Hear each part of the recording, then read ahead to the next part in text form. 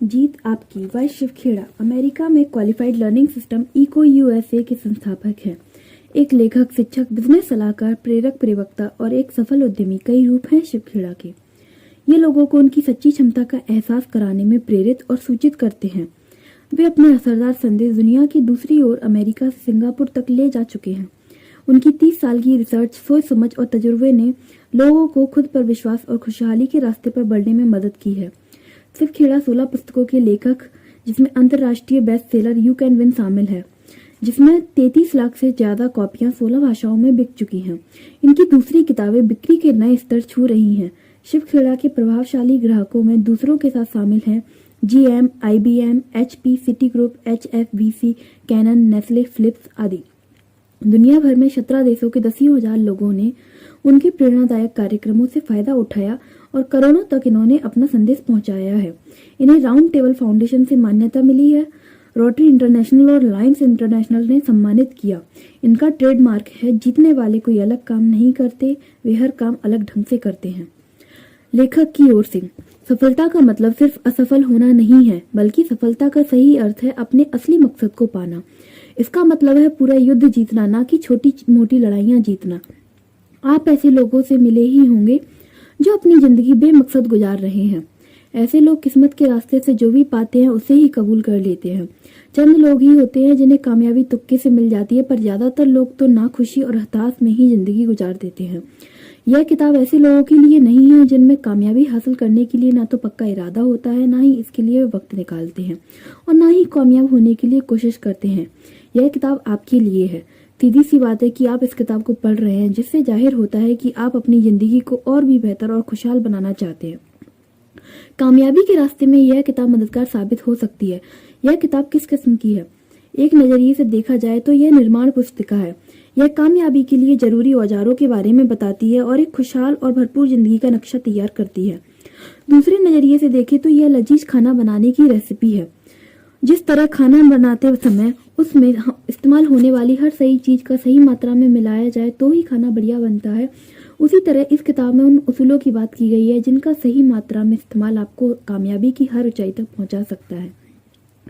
लेकिन सबसे बढ़कर यह एक गाइड बुक है। यह हर कदम पर कामयाबी का सपना देखने से लेकर उन सपनों को सच करने तक के रास्ते बताती है। इस किताब को कैसे पढ़ना चाहिए? यह किताब आपको नए लक्ष्य बनाने, एक नए उद्देश्य की समझ पैदा करने और आपके खुद के बारे में, आपके भविष्य के बारे में एक विचार पैदा करेगी। जैसा कि किताब के नाम से ही जाहिर है, यह आपको अपनी पूरी जिंदगी कामयाब बनाने में मदद करेगी। लेकिन आप इस किताब की खास बातों का फायदा एक सरसरी नजर में पढ़ने या पूरी किताब को एक बार में गटक लेने से नहीं उठा सकते। इसके लिए तो आपको एक बार में सिर्फ एक ही अध्याय बहुत धीरे धीरे और समझते हुए पढ़ना होगा। जब तक एक अध्याय की सारी बातें अच्छी तरह से ना समझ ले, अगले अध्याय को पढ़ने के लिए जल्दबाजी ना करें। आप इस किताब को एक वर्कबुक की तरह इस्तेमाल करें। आपने क्या समझा, क्या सोचा, सब इस वर्कबुक के साइड में लिखते जाएं और किताब के उन वाक्यों, पैराग्राफों या हिस्सों पर निशान लगाते जाएं जो आपके लिए जरूरी हों। हर अध्याय को पढ़ने के बाद उसकी खास बातों पर अपने जीवन साथी या दोस्तों से चर्चा जरूर करें। खासकर वैसा कोई दोस्त या रिश्तेदार जो आपकी खूबियों और खामियों को अच्छी तरह से जानता हो। उसकी निष्पक्ष राय आपके लिए मददगार होगी। एक कार्य योजना की तरह शुरुआत कीजिए। इस किताब का एक मकसद यह भी है कि आपको आने वाली जिंदगी के लिए एक कार्य योजना तैयार करने में मदद करे। अगर आपने अब तक कोई कार्य योजना नहीं बनाया है तो आप किताब अपने 3 चीजें बताएगी। आप क्या हासिल करना चाहते हैं, किस तरह से उसे हासिल करना चाहते हैं, कब तक हासिल करने की योजना है। इस किताब को पढ़ते वक्त एक नोटबुक साथ रखें और उसे 3 हिस्सों में बांट लें। आपके लक्ष्य, आप अपने लक्ष्य कितने मुकामों से गुजर कर पाना चाहते हैं और इस कामयाबी के लिए आपका टाइम टेबल। जब आप इस किताब को पढ़कर खत्म करेंगे, आपकी नोटबुक एक ऐसी मजबूत नींव तैयार कर चुकी होगी जिस पर आप अपनी नई जिंदगी की इमारत खड़ी कर सकते हैं। इस किताब में बताए गए नियम और उसूल सर्वव्यापी हैं, जो हर हालात, हर मुल्क और हर संगठन में अपनाए जाते हैं। जैसा कि प्लेटो ने कहा है, सच्चाई अमर है। इस पूरी किताब में मैंने सिर्फ लिखने की सुविधा के लिए पुल्लिंग शब्दों का इस्तेमाल किया है, लेकिन इस किताब में बताए गए उसूल या रास्ते पुरुष और महिला दोनों पर ही एक जैसे ही लागू होते हैं।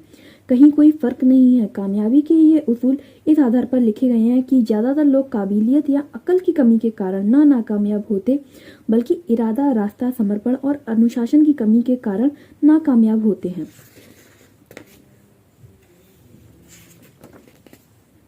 चैप्टर 1 नजरिए का महत्व, सकारात्मक रुख अपनाएं। एक आदमी मेले में गुब्बारे बेचकर गुजर बसर करता था। उसके पास लाल, नीले, पीले, हरे और इसके अलावा कई रंगों के गुब्बारे थे। जब उसकी बिक्री कम होने लगती तो वह हीलियम गैस से भरा एक गुब्बारा हवा में उड़ा देता। बच्चे जब उस उड़ते गुब्बारे को देखते तो वैसा ही गुब्बारा पाने के लिए आतुर हो उठते। वे उसके पास गुब्बारे खरीदने के लिए पहुंच जाते और उस आदमी की बिक्री पर फिर बढ़ने लगती। उस आदमी की बिक्री जब भी घटती वह उसे बढ़ाने के लिए गुब्बारे उड़ाने का यही तरीका अपनाता। एक दिन गुब्बारे वाले को महसूस हुआ कि कोई उसके जैकेट को खींच रहा है। उसने पलट कर देखा तो वहां एक बच्चा खड़ा था। बच्चे ने उससे पूछा, अगर आप हवा में किसी काले गुब्बारे को छोड़ें तो क्या वह भी उड़ेगा? बच्चे के सवाल ने गुब्बारे वाले के मन को छू लिया। बच्चे की ओर मुड़ा। उसने जवाब दिया, बेटे, गुब्बारे अपने रंग की वजह से नहीं बल्कि उसके अंदर भरी चीज की वजह से उड़ता है। हमारी जिंदगी में भी यही उसूल लागू होता है। अहम चीज हमारी अंदरूनी शख्सियत है। हमारी अंदरूनी शख्सियत की वजह से हमारा जो नजरिया बनता है वही हमें ऊपर उठाता है। हार्वर्ड विश्वविद्यालय की विलियम जेम्स का कहना है, हमारी पीढ़ी की सबसे बड़ी खोज यह है कि इंसान अपना नजरिया बदलकर अपनी जिंदगी को बेहतर बना सकता है। हमारा नजरिया हमें कामयाबी दिलाता है। हार्वर्ड विश्वविद्यालय द्वारा कराए गए एक अध्ययन के अंग्रेजी भाषा में एटीट्यूड सबसे महत्वपूर्ण लफ्ज है। यह जिंदगी के हर पहलू पर असर डालता है, यहाँ तक कि आदमी की निजी और व्यावसायिक जिंदगी पर भी। क्या कोई आदमी अच्छे नजरिए के बिना अच्छा अफसर बन सकता है? क्या कोई छात्र अच्छे नजरिए के बिना अच्छा छात्र बन सकता है? क्या माँ बाप, शिक्षक, सेल्समैन, मालिक या कर्मचारी अच्छे नजरिए के बगैर अपना किरदार अच्छी तरह निभा सकते हैं? हमारी बुनियाद तो नजरिया ही है।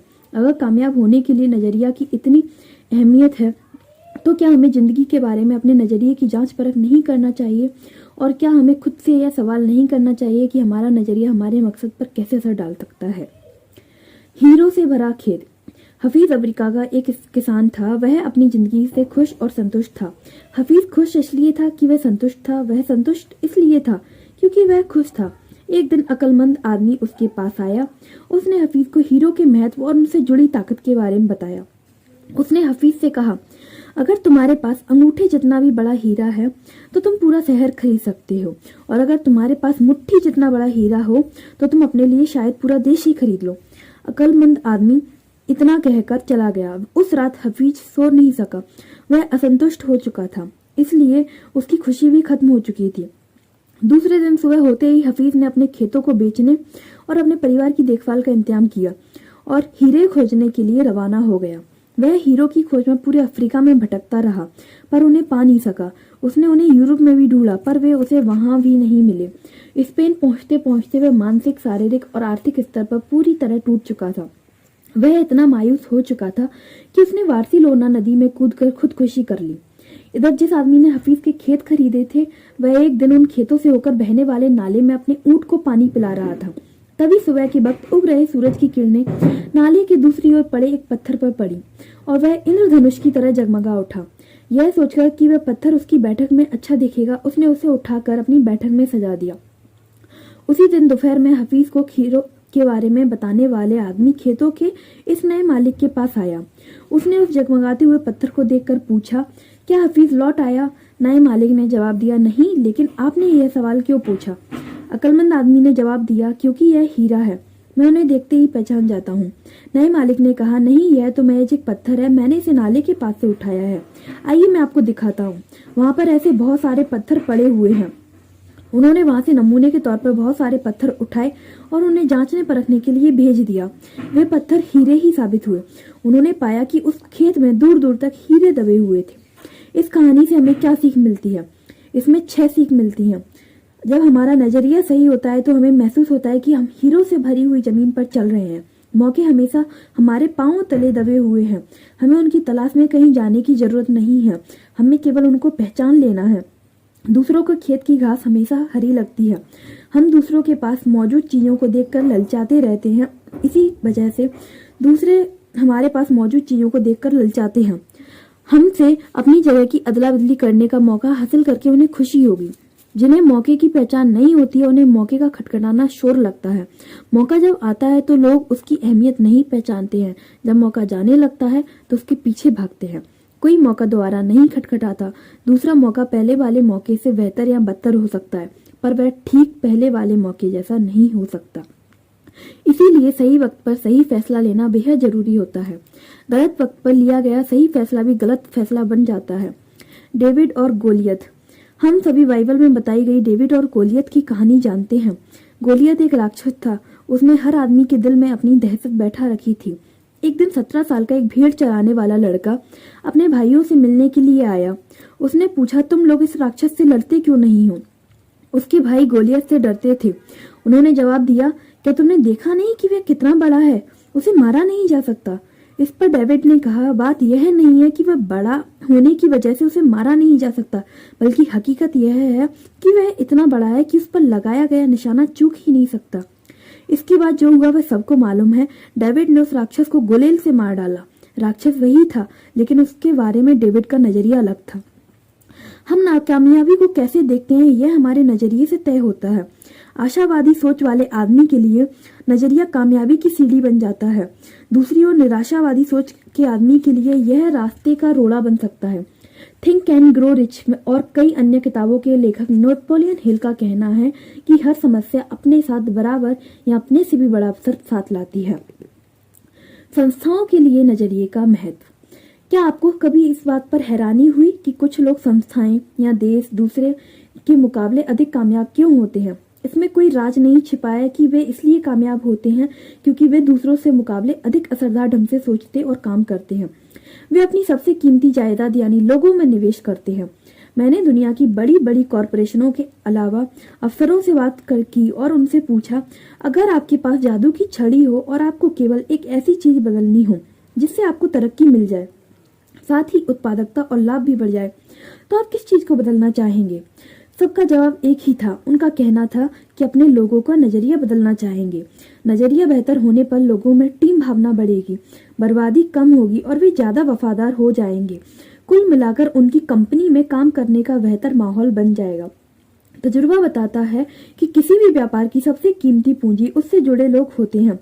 पूंजी या औजारों से लोगों की कीमत अधिक होती है।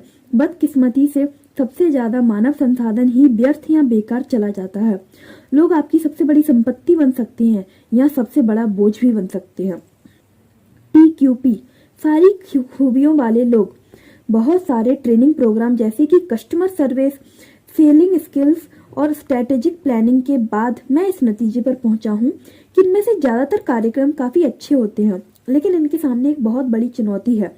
इनमें से कोई भी तब तक कामयाब नहीं हो सकता जब तक उनकी बुनियाद सही ना हो, और वह सही बुनियाद है TQP। यह TQP क्या है? इसका मतलब है टोटल क्वालिटी पीपल, यानी सारी खूबियों से भरे लोग, यानी वे लोग जो चरित्र अच्छे, ईमानदार, नैतिक मूल्यों और सकारात्मक नजरिए वाले लोग होते हैं। मुझे गलत ना समझे, आपको दूसरे सारे प्रोग्रामों की जरूरत है, लेकिन वे तभी सफल होंगे जब आपकी नींव सही होगी, और वह नींव है TQP। उदाहरण के तौर पर कुछ ग्राहक सेवा कार्यक्रमों में हिस्सेदारी करने वालों को प्लीज या थैंक यू कहना, मुस्कुराना और हाथ मिलाना सिखाया जाता है, लेकिन किसी आदमी में सेवा करने का जज्बा ही ना हो तो वह कब तक मुस्कुरा सकता है? इसके अलावा लोग नकली मुस्कान को पहचान जाते हैं, और अगर मुस्कान सच्ची ना हो तो उसे देखकर चिढ़ पैदा होती है। मेरा कहना यह है कि असलियत को दिखावे पर हावी होना चाहिए, ना कि दिखावे को असलियत पर। बेशक ग्राहकों से पेश आने वाले लोगों को प्लीज और थैंक यू कहना चाहिए और मुस्कुराना चाहिए, ये बातें महत्वपूर्ण हैं, लेकिन याद रखें कि अगर मन में सेवा करने की भावना हो तो आम जिंदगी में ये बातें खुद ब खुद आसानी से शामिल हो जाती हैं। एक बार एक आदमी मशहूर फ्रांसीसी दार्शनिक ब्लेज पास्कल से मिला और उनसे कहा, अगर मेरे पास आपके जैसा दिमाग हो तो मैं बेहतर इंसान बन जाऊंगा। इस पर पास्कल ने जवाब दिया, बेहतर इंसान बनो, तुम्हारा दिमाग खुद ब खुद मेरे जैसा हो जाएगा। महान संगठनों को तनख्वाहों या काम करने के हालातों के पैमाने पर नहीं आंका जाता, उन्हें भावना, नजरिए और आपसी संबंधों के पैमाने पर आंका जाता है। जब कर्मचारी कहते हैं मैं यह काम नहीं कर सकता, तो इसके दो मायने हो सकते हैं। यह तो उनका मतलब है कि उन्हें वह काम करने का तरीका मालूम नहीं है, या फिर वे उस काम को करना नहीं चाहते। अगर वे काम को करने का तरीका नहीं जानते तो ये टेक्निकल ट्रेनिंग का मुद्दा है, लेकिन अगर वे काम नहीं करना चाहते तो यह नजरिए से जुड़ा मुद्दा हो सकता है, या वह नैतिकता का मुद्दा हो सकता है। कैलगेरी टावर की ऊंचाई 190.8 मीटर है। उसका कुल वजन 10,884 टन है, जिसमें से 6,349 टन वजन जमीन के अंदर है। इससे जाहिर होता है कि भव्य दिखने वाला कई इमारतों की नींव काफी मजबूत होती है। जिस तरह से किसी भव्य इमारत के टिके रहने के लिए उसकी नींव मजबूत होना चाहिए, उसी तरह कामयाबी के टिके रहने की मजबूत बुनियाद की जरूरत होती है, और कामयाबी की बुनियाद होती है नजरिया। संपूर्णतावादी नजरिया। मैं संपूर्णता नजरिए में यकीन रखता हूँ। हम केवल हाथ, पांव, आंख, कान, दिल और दिमाग नहीं, बल्कि एक संपूर्ण इंसान है।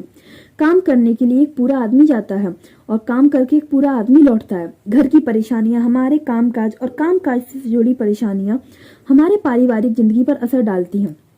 पारिवारिक समस्याओं की वजह से तनाव का शिकार होने पर हमारी उत्पादकता घट जाती है। इसी तरह कामकाज से जुड़ी परेशानियां न केवल हमारे परिवार बल्कि जिंदगी के हर पहलू पर असर डालती हैं।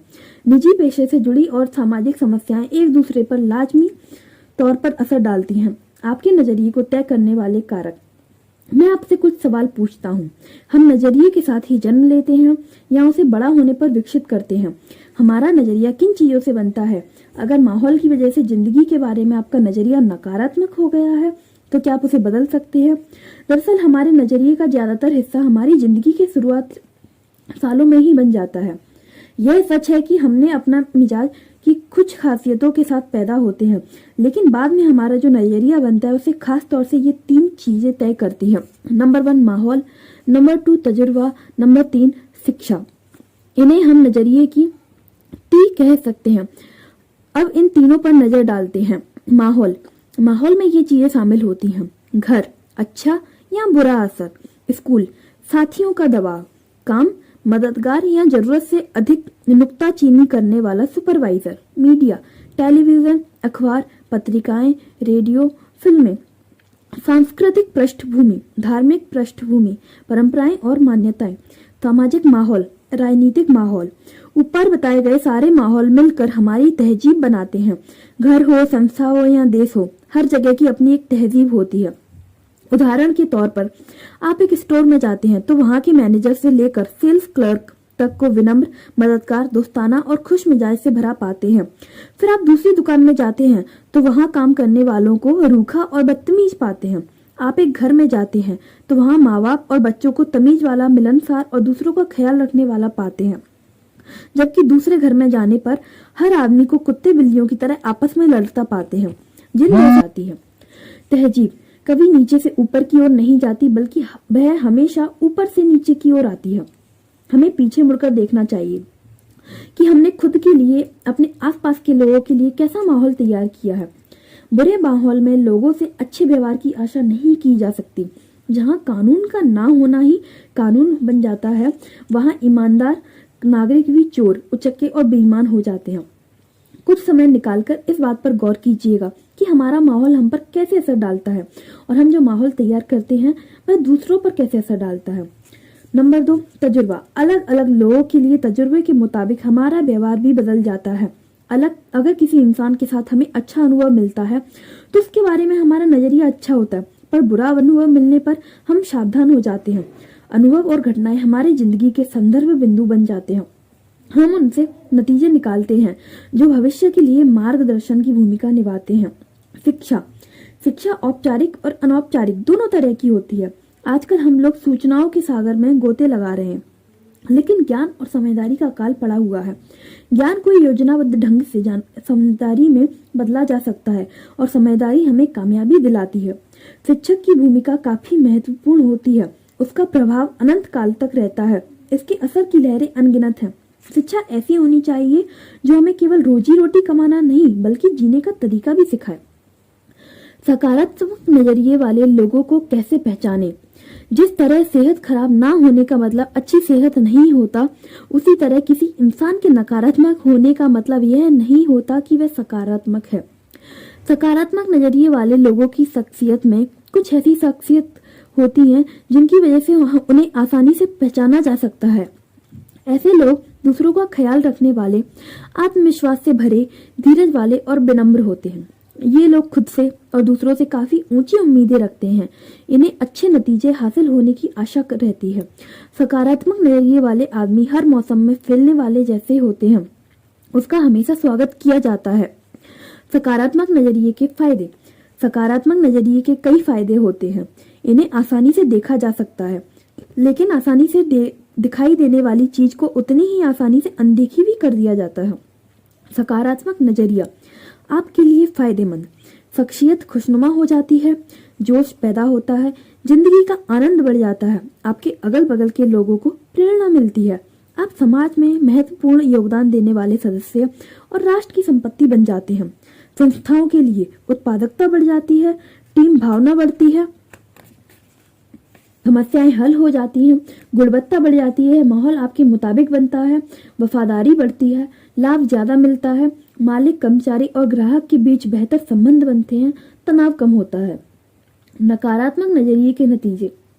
जिंदगी की राह रुकावटों से भरी पड़ी है और अगर हमारा नजरिया नकारात्मक हो तो अपने लिए सबसे बड़ी रुकावट हम खुद बन जाते हैं। नकारात्मक नजरिए वाले लोगों के लिए दोस्ती, नौकरी, शादी और संबंधों को कायम रख पाना काफी मुश्किल होता है। नकारात्मक नजरिए की वजह से संबंधों में कड़वाहट बढ़ती है, लोग नाराज रहते हैं, जिंदगी बेमकसद हो जाती है, सेहत खराब रहती है, खुद के लिए और दूसरों के लिए तनाव बढ़ाता है। नकारात्मक नजरिए की वजह से घर और कामकाज की जगह का माहौल बिगड़ जाता है। ऐसा आदमी समाज के लिए बोझ बन जाता है। ये लोग अपने नकारात्मक नजरिए को छुआछूत रोग की तरह अपने आसपास के लोगों और आने वाली पीढ़ियों तक फैला देते हैं। अपने नकारात्मक नजरिए से वाकिफ होने के बावजूद हम उसे बदलते क्यों नहीं है? इंसान का स्वभाव आमतौर पर बदलाव विरोधी होता है। हमें बदलाव तकलीफ दे लगता है। बदलाव का नतीजा अच्छा हो या बुरा, पर अक्सर इससे तनाव बढ़ता है। कई बार हम अपनी बुराइयों के साथ जीने में इतना आराम महसूस करते हैं कि बेहतरी के लिए होने वाले बदलावों को कभी कबूल नहीं करना चाहते।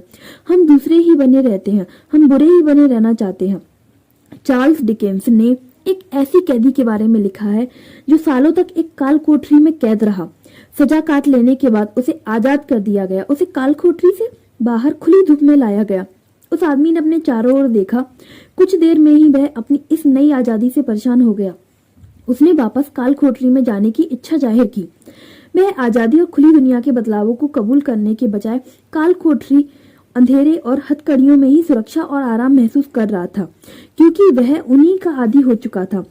इन दिनों भी कई कैदी ऐसा ही व्यवहार करते हैं। एक अनजाने संसार के साथ तालमेल कायम करने का तनाव उनकी बर्दाश्त से बाहर होता है, इसलिए वे जानबूझकर अपराध करते हैं ताकि उन्हें वापस जेल में भेज दिया जाए। वहां उनकी आजादी पर भले ही पाबंदी रहती हो, लेकिन उन्हें अपने बारे में कम फैसले लेने पड़ते हैं। अगर हमारा नजरिया नकारात्मक है तो हमारी जिंदगी सीमाओं में कैद है। ऐसे नजरिए की वजह से हमको अपने काम में सीमित कामयाबी ही मिल पाती है। हमारे दोस्तों की तादाद कम होगी और हम जिंदगी का कम आनंद उठा पाएंगे। अगले अध्याय में मैं सकारात्मक नजरिया विकसित करने के तरीकों के बारे में चर्चा करूंगी। हो सकता है कि सकारात्मक नजरिया विकसित करने के लिए हमको थोड़ा तनाव झेलना पड़े और बदलाव की वजह से अनिश्चितता भी महसूस हो, पर यकीनन हमें इसका लाभ मिलेगा। So guys, thanks for watching this video. आज की वीडियो में बस इतना ही। फिर मिलेंगे अगली वीडियो में कुछ नए टॉपिक के साथ, नए चैप्टर के साथ।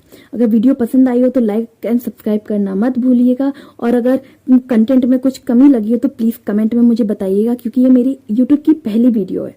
Thank you very much guys.